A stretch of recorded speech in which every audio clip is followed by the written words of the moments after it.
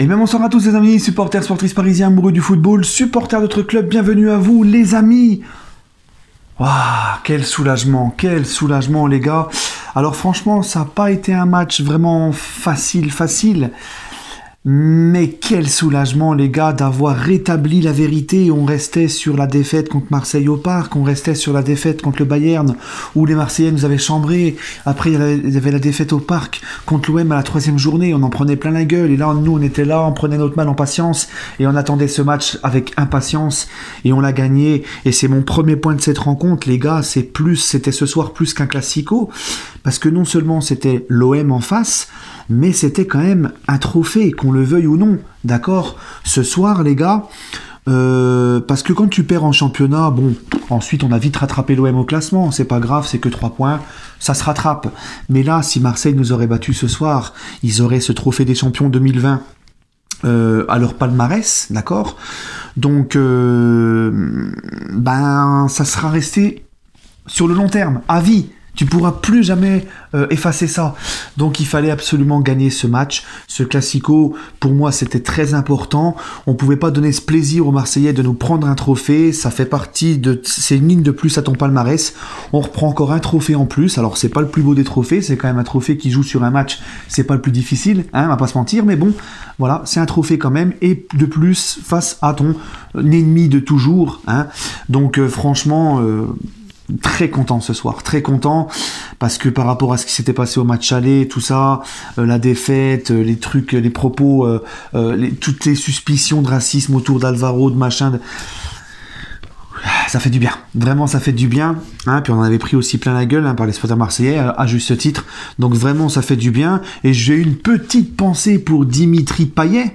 D'accord, qui n'aura toujours pas de trophée, même un petit trophée des champions sur 90 minutes, il l'aura même pas dans son armoire. Son armoire est vide, voilà. Le pauvre, hein, c'est comme ça. Petite pensée donc à Dimitri Payet au passage, qui aura certainement moins de gueule qu'après le match à la 3e journée. Hein. Voilà. Donc, écoutez, mon deuxième point de la rencontre, les amis, c'est quand même un PSG...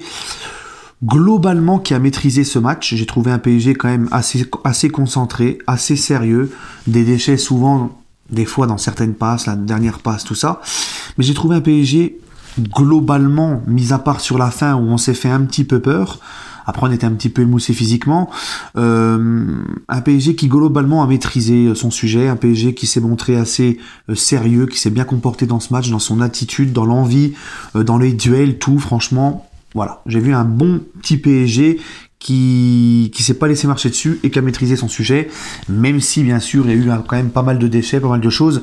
Il faut savoir une chose, c'est que le PSG a encore joué en 4-2-3-1, donc il faut le temps aussi aux joueurs vraiment de s'adapter à ce nouveau système de Pochettino. Encore une fois, c'est pas en 3-4 matchs que ça va se faire, ça va demander du temps. Donc là, moi, au niveau des attitudes, j'ai trouvé un PSG très bien.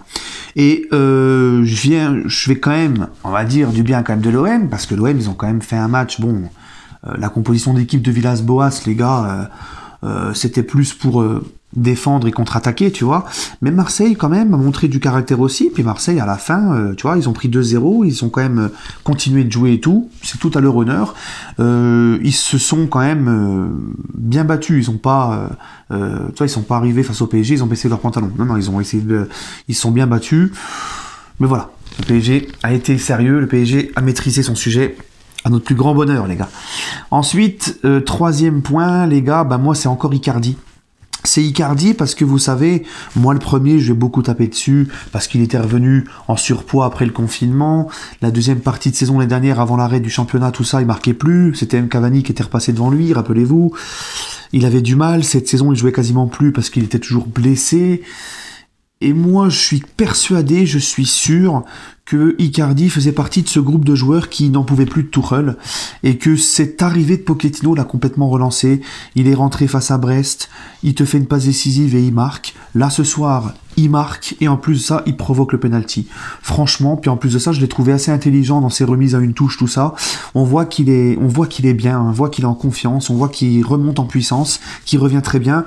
Et à notre plus grand bonheur. Oui, parce que j'ai reçu des messages sur Snap. Alors encore une fois, les gars, pour me suivre sur Snap, c'est Parisien88DBRF. On m'a envoyé le message sur Snap, ouais, c'est honteux, Keane il devrait débuter, pourquoi Icardi? Mais les gars, vous vous rendez pas compte que Icardi, c'est quand même au-dessus de Keane.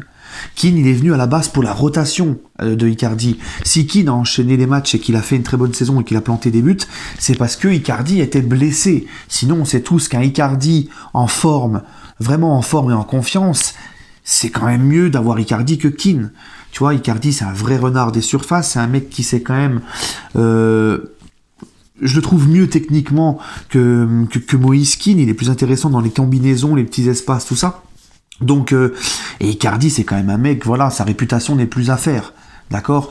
Donc, c'est forcément, si tu as les deux en pleine forme, c'est toujours Icardi qui débutera. C'est comme ça. C'est quand même un joueur de classe internationale, Icardi. D'accord? Même si on aime beaucoup Moïse Keane, tout ça. Il n'y a pas de souci.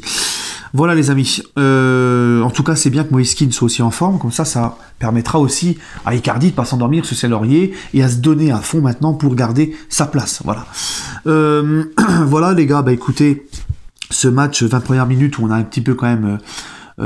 galéré, c'était un petit peu brouillon. Franchement, les gars, ce trophée des champions à Bollaert, la pelouse catastrophique. J'arrive pas à comprendre comment on peut être un club de Ligue 1 et avoir une pelouse dans un tel état. Franchement, la pelouse du Bollaert, franchement, ça fait peur. Quand tu vois les pelouses en première ligue, quand tu vois, franchement, la pelouse de Bollaert, c'était pas digne d'un club de Ligue 1, je suis désolé. Enfin bref. Ensuite, Paris a été un peu mieux dans la deuxième partie de la première mi-temps, on a ouvert le score. Début de deuxième mi-temps un petit peu moyen, ensuite on a servi un petit peu dedans, et puis fin de match, on s'est fait un petit peu peur. J'ai beaucoup aimé l'entrée de Neymar, et je vais vous dire pourquoi. Vous savez que je suis très dur avec Neymar, autant le match à la 3e journée, quand on avait perdu face à Marseille, il m'avait rendu fou, d'accord ? Mais Neymar, les gars, ce soir, il est rentré. Il avait face à lui un voyou, je dis ce que je pense, un voyou, une racaille, un voyou qui s'appelle Alvaro. Voilà. Lui, c'est vraiment, mais un voyou. C'est un sale type. Tu vois ? Parce que, franchement, les gars... Chaque ballon que Neymar touchait, il lui mettait des coups gratuits. Et surtout, cette fameuse action que j'ai en tête, quand Neymar déborde et que Alvaro lui chope la tête, il le balance comme ça. Mais Alvaro, tout le long du match, déjà, il a mis des coups. Et quand c'était Neymar, c'était encore pire. Je ne sais même pas comment ce mec a pu finir le match. D'accord ? Normalement, c'est dehors. Alors moi, je veux bien, hein, il a fait son cinéma, oh, blablabla, je suis pas raciste, mais espèce de blaireau, tu vois, il a chauffé encore les têtes de tout le monde, il a voulu encore que ça pète, c'est un fouteur de merde, c'est un voyou, ce mec. Et franchement, je souhaite de mal à personne, mais lui, enfin bref, je vais rien dire parce qu'on va encore me dire, je sais pas quoi, mais c'est vraiment un sale type. Vraiment, Alvaro, c'est un sale type. Et je lui souhaite pas de mal, mais... Putain, il a de la chance. Moi, je suis face à lui au terrain, mais je te jure, oh là là. Mais en tout cas, donc voilà. Moi, j'aimerais féliciter Neymar, parce que Neymar, il n'est pas rentré dans son jeu. Neymar n'a pas voulu trop en faire. Neymar n'est pas sorti du son match quand il est rentré, justement. Il nous a fait beaucoup de bien, Neymar, quand il est rentré. Et franchement, tu vois, il est pas rentré dans son jeu, il s'est pas énervé. Même nos joueurs, hein, les Paredes, tout ça, ne se sont pas énervés pour autant, tu vois. Gros coup de chapeau à eux. Et très content de l'attitude de Neymar qui n'est pas, cette fois-ci, tombé dans le piège du voyou. Voilà. Maintenant, mes tops, mes flops pour terminer, les amis. Excusez-moi, je peux pas trop m'enflammer parce qu'il y a mon fils qui dort à côté, je peux pas trop parler fort, tu vois. Donc voilà, les amis, mes tops, mes flops. Alors, en top, Marquinhos en défense, patron. Il a été vraiment très très fort, Marquinhos, capitaine, patron, le mec il enlève tout derrière, et puis il dégage une sérénité. Franchement, Marquinhos, c'est un kiff. Paredes au milieu, hein, devant la défense, qui fait la cohésion entre la défense et le milieu. Il met les coups, il rentre dedans. Paredes, quand il est comme ça, je kiffe aussi. Très bon match de Paredes. Et puis j'ai envie de mettre Icardi. Icardi parce que voilà, but et il provoque le penalty. Et voilà. Mais sinon, franchement, j'ai quasiment pas de flop. J'ai pratiquement pas de flop dans ce match. Je te dirais bien Mbappé, mais Mbappé, le problème, c'est que c'est toujours pareil. Mbappé, c'est toujours pareil, les gars. C'est que quand est-ce qu'il va comprendre qu'il faut qu'il joue sur sa vitesse et qu'il se pose pas de questions? Il veut trop en faire, des roulettes, des machins. Je reviens sur mon pied, je reviens. Son jeu, il est lu d'avance. Et c'est toujours la même chose. Il a des déchets techniques, Mbappé, quand il... Franchement, mais pourquoi tu ne joues pas sur ta qualité première, ta vitesse, et tu te poses pas de questions? Pourquoi toujours essayer d'en faire et tout? Mais bon, je vais pas le mettre dans mes flops, Mbappé, parce que franchement, je l'ai vu faire beaucoup d'efforts. Il a vraiment couru ce soir, Mbappé. Voilà. Hein, parce que c'était une des missions de Pochettino, de faire courir le Ney et puis Mbappé, hein, les deux là, les tic et tac.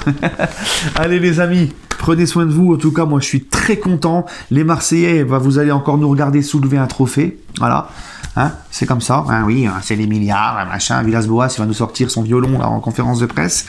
Mais voilà, allez les amis, prenez soin de vous et allez Paris.